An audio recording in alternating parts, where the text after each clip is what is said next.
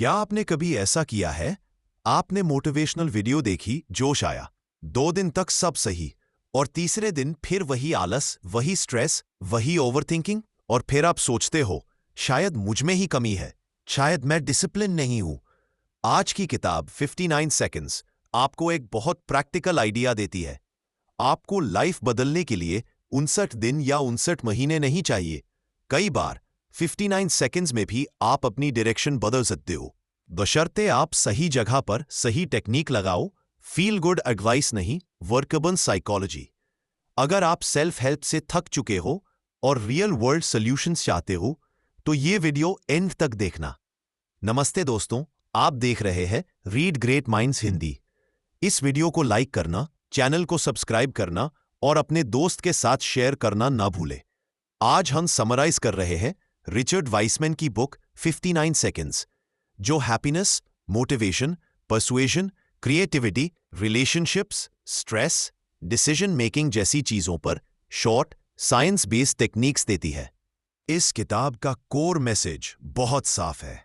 बहुत सारी popular self help advice, जैसे बस पॉजिटिव सोचो, बस इमेजिन करो कि तुम सक्सेसफुल हो, कई बार काम नहीं करती और कभी कभी उल्टा असर भी कर सकती है। किताब कहती है छोटे एक्शंस, सही टाइमिंग, सही फ्रेमिंग, ये बदलाव जल्दी लाते हैं।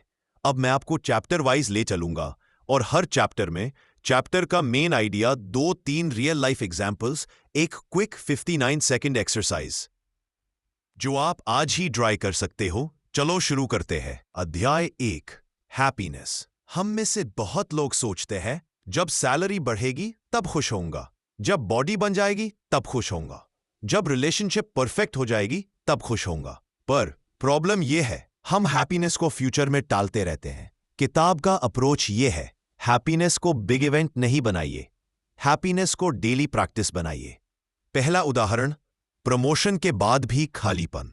मान लो राहुल को प्रमोशन मिल गया, एक हफ्ता बहुत खुश, फिर वही रूटीन, वही स्ट्रेस, वही कंपैरिजन। क्यों? क्योंकि हैप्पीनेस एक्सटर्नल इवेंट से आई और फिर बेसलाइन पर वापस चली गई। Solution, daily meaning plus gratitude plus small social connection. दूसरा उदाहरण, ग्रैटिट्यूड का प्रैक्टिकल वर्जन।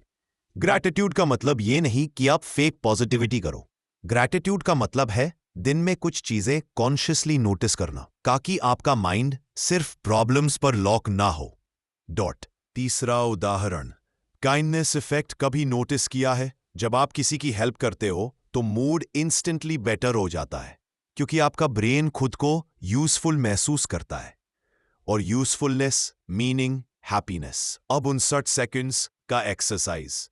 आज बस 3 लाइन्स लिखो। आज क्या अच्छा हुआ, क्यों अच्छा हुआ, इसमें मेरा कंट्रीब्यूशन क्या था, और अगर आप लिख नहीं सकते तो वॉइस नोट में बोल दो। यह छोटा सा एक्शन आपके ब्रेन का अटेंशन रिट्रेन करता है। अध्याय 2, परसुएजन। परसुएजन का मतलब मैनिपुलेशन नहीं। परसुएजन का मतलब है अपनी बात को ऐसे रखना कि सामने वाला समझे, माने और एक्शन ले। किताब बताती है छोटी फ्रेमिंग बड़े रिजल्ट्स देती है। पहला उदाहरण, बॉस से लीव मांगनी है। सर मुझे कल लीव चाहिए, वर्सेस सर कल मैं लीव लूंगी ताकि मैं एक्स काम कर सकूं और परसों से फुल प्रोडक्टिविटी के साथ वापस रहूं। दूसरी लाइन में क्लैरिटी प्लस रिस्पॉन्सिबिलिटी दोनों है। दूसरा उदाहरण, स्मॉल यस टेक्निक। छोटा हां। आप किसी फ्रेंड से बोलते हो यार मेरे साथ जिम चल, वो नहीं आता। फिर आप बोलते हो बस 10 मिनट वॉक चलेंगे, बस फ्रेश हो जाएंगे।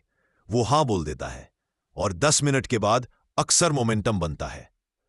तीसरा उदाहरण, रिस्पेक्ट प्लस एक्सपर्टीज।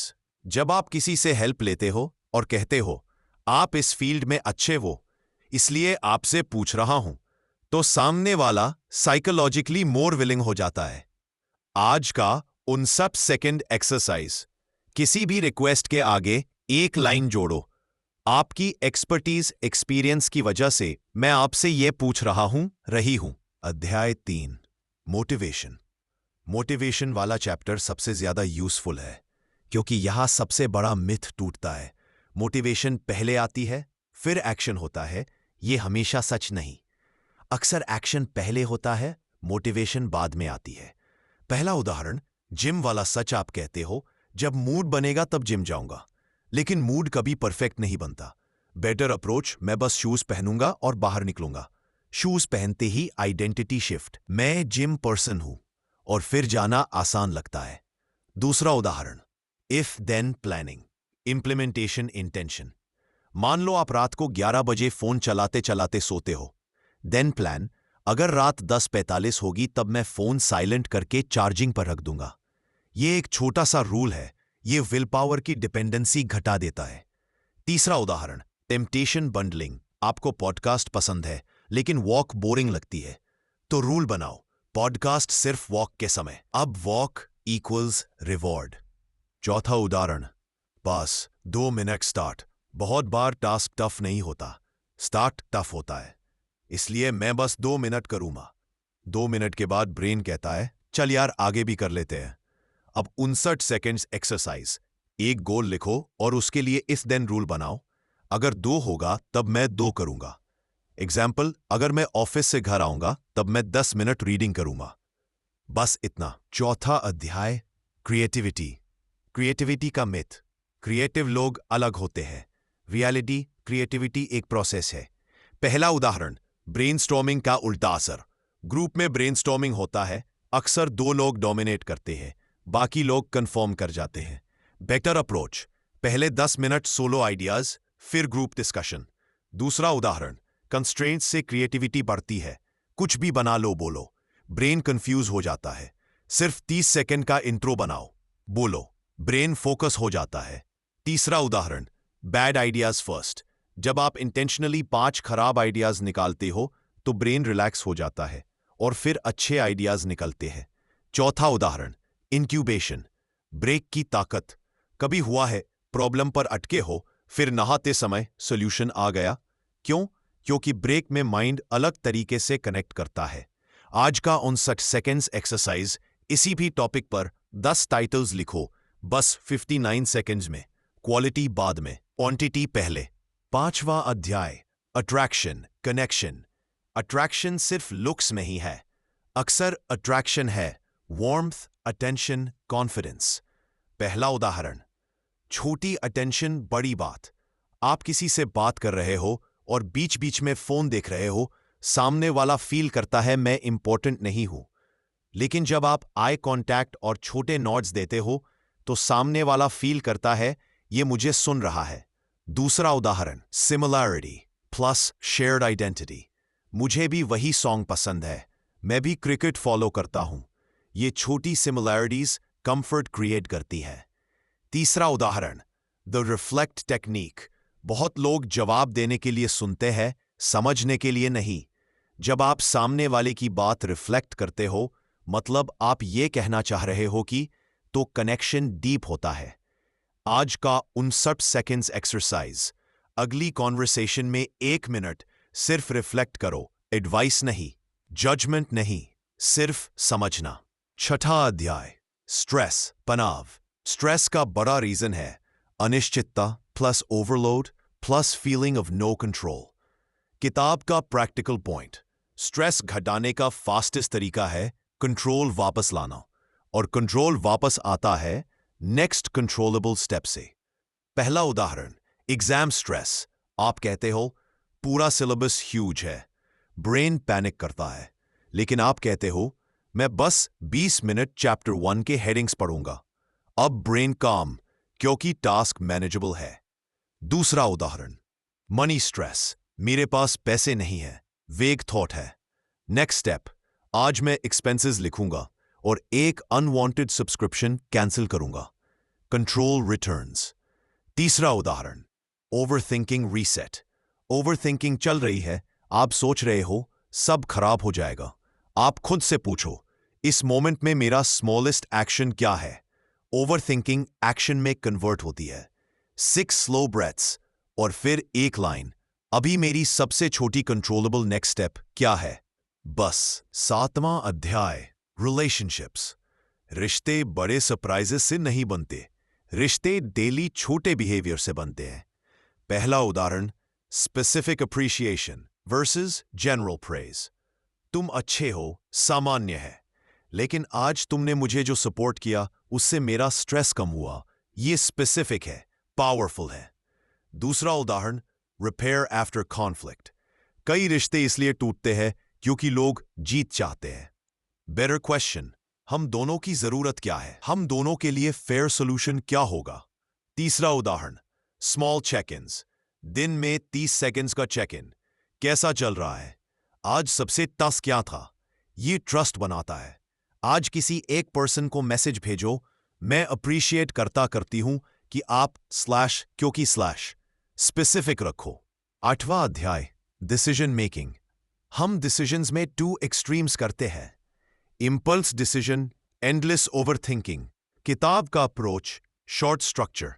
पहला उदाहरण, जॉब चेंज डिसीजन। आप कंफ्यूज है स्विच करूं या नहीं? स्ट्रक्चर, वर्स्ट रियलिस्टिक, नया जॉब टफ निकला, बेस्ट, ग्रोथ बड़ा पे, मोस्ट लाइकली शुरू में टफ फिर सेटल, फिर नेक्स्ट स्टेप, 2 कंपनीज से बात, रेज्यूमे अपडेट, डिसीजन क्लैरिटी बढ़ती है। दूसरा उदाहरण, रिलेशनशिप डिसीजन। इमोशन हाई है, स्ट्रक्चर आपको ग्राउंडेड करता है, वर्स्ट, बेस्ट, लाइकली, और फिर एक नेक्स्ट एक्शन। तीसरा उदाहरण, buying decision, phone laptop, overload होता है, स्ट्रक्चर मस्ट हैव 3 फीचर्स लिखो, बाकी इग्नोर। आज कोई पेंडिंग डिसीजन लो और लिखो, वर्स्ट, बेस्ट, मोस्ट लाइकली, और फिर नेक्स्ट एक्शन डिसाइड कर लो। 9वां अध्याय, पेरेंटिंग या सेल्फ पेरेंटिंग। अगर आपके पास किड्स नहीं है तो भी ये चैप्टर यूजफुल है, क्योंकि हम सब अपने अंदर के बच्चे को भी मैनेज करते हैं। पहला उदाहरण, talent praise versus effort praise. तुम जीनियस हो, फिर बच्चा डरता है फेल होने से। तुमने कोशिश की, स्ट्रैटेजी बदली, प्रैक्टिस किया, बच्चा सीखता है। दूसरा उदाहरण, लर्निंग क्वेश्चंस। स्कोर कितना आया के बजाय तुमने क्या सीखा, क्या इंप्रूव करोगे, ये ग्रोथ माइंडसेट बनाता है। तीसरा उदाहरण, अडल्ट्स के लिए भी आप खुद को बोलते हो मैं बेकार हूं, बेटर, आज स्ट्रैटेजी गलत थी, कल बदलूंगा। सेल्फ टॉक भी पेरेंटिंग है। आज एक सवाल पूछो, आज मैंने क्या कोशिश करके सीखा, खुद से या अपने बच्चे से। 10वां अध्याय, पर्सनैलिटी, आइडेंटिटी शिफ्ट्स। हम अक्सर खुद को लेबल कर देते हैं, मैं लेजी हूं, मैं एंग्री हूं, मैं इंट्रोवर्ट हूं। इसलिए लेबल्स कभी कभी ग्रोथ रोक देते हैं। किताब का प्रैक्टिकल आइडिया, आइडेंटिटी को छोटा सा शिफ्ट दो और फिर एक्शन आसान हो जाता है। पहला उदाहरण, मैं रीडर हूं। अगर आप बोलते हो मैं पढ़ाई नहीं कर पाता तो ब्रेन रेजिस्ट करता है, लेकिन अगर आप बोलते हो मैं वो इंसान हूं जो रोज 5 पेजेस पढ़ता है, तो 5 पेजेस डुएबल लगते हैं। दूसरा उदाहरण, मैं हेल्थी पर्सन हूं। डाइट करने वाला माइंडसेट, मैं सैक्रिफाइस कर रहा हूं। हेल्थी आइडेंटिटी, मैं वही खाता हूं जो मुझे एनर्जी देता है। एक सेंटेंस शिफ्ट से बिहेवियर चेंज। तीसरा उदाहरण, मैं फिनिशर हूं। कई लोग शुरू करते हैं, खत्म नहीं करते। आइडेंटिटी सेंटेंस, मैं वो इंसान हूं जो शुरू की हुई चीज पूरी करता है। फिर आप छोटे टास्क्स फिनिश करने लगते हो और कॉन्फिडेंस बनता है। आज एक आइडेंटिटी सेंटेंस लिखो, मैं वो इंसान हूं जो रोज करती है, और आज वही एक छोटा एक्शन कर दो। तो दोस्तों, रीड ग्रेट माइंड्स हिंदी पर इस किताब के सबसे बड़े की पॉइंट्स एक बार फिर। बदलाव के लिए मैसिव मोटिवेशन नहीं चाहिए, स्मॉल एक्शन चाहिए। हैप्पीनेस डेली प्रैक्टिस है, ग्रैटिट्यूड, मीनिंग, काइंडनेस। इन्फ्लुएंस में framing matters, respect plus clarity plus small yes. Motivation का सीक्रेट, इफ देन प्लान्स और 2 minute start. Creativity, quantity first, constraints, breaks. Attraction, warmth, attention, reflect technique. Stress, breath plus next controllable step. Decision, worst, best, likely plus next action. Parenting, self-talk, effort-based feedback. Personality, identity sentence से behavior change. अब मैं आपको एक छोटा सा 7-day challenge देता हूं, क्योंकि सिर्फ सुनने से नहीं, करने से चेंज आता है। Day 1, 3 good things लिखो।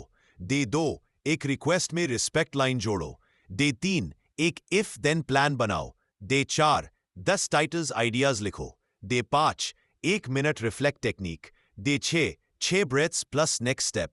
डे 7 आइडेंटिटी सेंटेंस और एक्शन कमेंट में लिखो challenge accepted. Read great minds Hindi. और बताओ डे 1 से स्टार्ट कर रहे हो या डे 3 से? अगर आपको ये 59 सेकेंड्स बुक समरी हेल्पफुल लगी हो तो लाइक करें, सब्सक्राइब करें और बेल आइकन दबा दें, क्योंकि रीड ग्रेट माइंड्स हिंदी पर हम ऐसी ही प्रैक्टिकल किताबों को सिंपल और एक्शनेबल तरीके से समराइज करते हैं। आपका नेक्स्ट वीडियो रिक्वेस्ट कौन सी किताब पर हो, कमेंट में लिख दीजिए। मिलते हैं अगली वीडियो में रीड ग्रेट माइंड्स हिंदी के साथ।